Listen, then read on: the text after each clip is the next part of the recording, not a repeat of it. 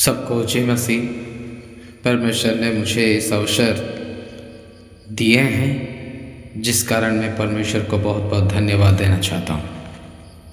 आज मेरे प्यारों, परमेश्वर के अनुग्रह से हम सब जीवित हैं, इसीलिए इस जीवन को परमेश्वर को सौंपना जरूरी है। और प्रभु से कहे, प्रभु जीवन देने के लिए धन्यवाद, आगे को भी तो तेरे अनुग्रह से हमें चलाते रहे। आइए हम परमेश्वर के वचन से थोड़ी देर देखने से पहले मैं आप लोगों को कहना चाहता हूँ, एक व्यक्ति के बारे में आप लोगों को बताऊंगा, जिस व्यक्ति ने उसने अपने सारे जीवन परमेश्वर को सौंप दिए, एक समर्पित जीवन जिए, जिस कारण से परमेश्वर ने उसको बहुत आशीष दिए, अनुग्रह दिए। तो आइए हम उस व्यक्ति के बारे में और परमेश्वर के वचन भी क्या कहता है, उस सभी बातों को याद करते हुए आज हम परमेश्वर की उस कलाम से सीखेंगे। रोमियो की किताब 12 उसका 1 पद, वहाँ लिखा है, इसीलिए हे भाइयों, मैं तुम्हें परमेश्वर की दया स्मरण दिलाकर विनती करता हूँ कि तुम अपने शरीर को जीवित, पवित्र और परमेश्वर को भाने वाला बलिदान करके अर्पण करो। उस व्यक्ति का नाम था साधु सुंदर सिंह। भारत के महान मसीही साक्षी, प्रचारक और मिशनरी थे। उनका जीवन परमेश्वर के प्रेम, बलिदान और सच्चे मसीह चरित्र का ज्वलंत उदाहरण है। सबसे पहले साधु सुंदर सिंह ने परमेश्वर से व्यक्तिगत मुलाकात की है, जिसके द्वारा उन्होंने कुछ विषय को अनुभव किया। अनुभव करने से पहले, आत्महत्या करने से पहले उन्होंने यीशु को देखा, और ये अनुभव उनके जीवन का टर्निंग पॉइंट था, जिस कारण से उन्होंने परमेश्वर की उस अनुग्रह को देखा। उस अनुग्रह ने उसको बदल दिया। मसीह से सच्ची मुलाकात जीवन को हर समय बदल देती है। परमेश्वर हमारे सबसे अंधकारमय क्षणों में भी हमें बुलाता है। दूसरी बार साधु सुंदर सिंह ने मसीह के प्रति संपूर्ण समर्पण जीवन जिए। साधु सुंदर सिंह ने अपने आराम, परिवार और संपत्ति को त्याग दिया, और उन्होंने सादगी, नम्रता और सेवा का जीवन अपनाया। कोई नहीं चाहता सादगी जीवन जिए, नम्रता का जीवन जिए और दूसरों की सेवा में अपना जीवन लीन कर दे। लेकिन साधु सुंदर सिंह को उस मसीह के प्रेम ने उन्हें ऐसा विवश कर दिया, जिस कारण सब कुछ छोड़ने की प्रेरणा उन्होंने अपने अंदर जगा दी। सच्चा विश्वास केवल वचन सुनने से नहीं होता, जीवन समर्पण से प्रकट होता है।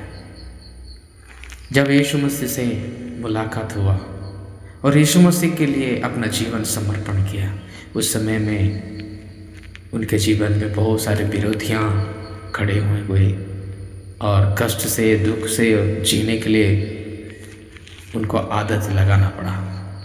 ऐसे कष्ट, ऐसे विरोध हुए, चाहे उनके जगह में कोई हो तो वो टूट जाएगा। लेकिन ऐसे अवस्था में भी उनको दृढ़ विश्वास से खड़ा होने के लिए परमेश्वर ने सामर्थ्य दी।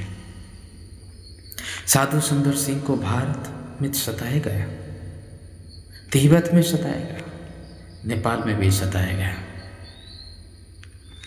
खाने के लिए खाना नहीं, पीने के लिए ठीक से पानी नहीं, पहनने के लिए कपड़ा नहीं। हर मौसम, हर साल में, हर परिस्थिति में, ठंड, भूख, अस्वीकृति के बावजूद उन्होंने हार नहीं मानी। उनका विश्वास परिस्थिति से नहीं परमेश्वर से जुड़ा था। इसीलिए सच्चा सेवक कठिनाइयों में भी विश्वास योग्य रहता है। इसीलिए 2 तीमुथियुस 3:12 में कहता है, जो मसीह यीशु में भक्ति से जीवन बिताना चाहते हैं वे सताए जाएंगे। सबसे पहले उन्होंने परमेश्वर से मुलाकात की है। जैसा पौलुस का अनुभव हुआ वैसा ही अनुभव साधु सुंदर सिंह का हुआ, जो प्रेरितों के काम 9 अध्याय उसका 3 से 6 तक था। लेकिन जब उन्होंने यीशु मसीह को अपना संपूर्ण जीवन दिए, परमेश्वर उनको सामर्थ्य भर दिया। मत्ती 16:26 के अनुसार, जो कोई मेरे पीछे आना चाहे वो अपने आप को इनकार करे और अपना क्रूस उठाकर मेरे पीछे बोले। उन्होंने यही किया और परमेश्वर ने उसको सामर्थ्य ऐसा दिए कि विरोध में, कष्टों में भी विश्वास के साथ विश्वास योग्य रहा। चौथा, मसीह के प्रेम का साक्षी जीवन भर उन्होंने अपनाया। साधु सुंदर सिंह ने अपने जीवन और व्यवहार से मसीह का प्रकाश फैलाया। वो केवल प्रचारक नहीं था बल्कि जीवित सुसमाचार थे। मत्ती 5:16 में लिखा है, तुम्हारा उजियाला मनुष्यों के सामने चमके। उनका प्रेम, विनम्रता और क्षमा का भाव हर व्यक्ति को छू गया था। हमारा जीवन भी मसीह की सुगंध बने। 5वीं बात, साधु सुंदर सिंह के आशा स्वर्ग की ओर था और उनके मिशन पृथ्वी में था। साधु सुंदर सिंह कहते थे, मेरा घर इस संसार में नहीं है, मेरा घर स्वर्ग में है। उन्होंने पृथ्वी पर अपना मिशन पूरा किया, अदृश्य रूप से परमेश्वर के पास चले गए। जो मसीह के लिए जीता है वो मृत्यु के बाद भी जीवित रहेगा। फिलिपियों 3:20 में लिखता है, हमारा नागरिकत्व स्वर्ग में है। मेरे प्यारों, साधु सुंदर सिंह का जीवन हमें याद दिलाता है कि सच्चा मसीही जीवन केवल विश्वास का नहीं बल्कि समर्पण, प्रेम और सेवा का जीवन होता है। गलतियों की किताब 2:20 में लिखता है, अब मैं जीवित ना रहा पर मसीह मुझ में जीवित है। इस वचन से इस व्यक्ति के, इस प्रभु के दास के,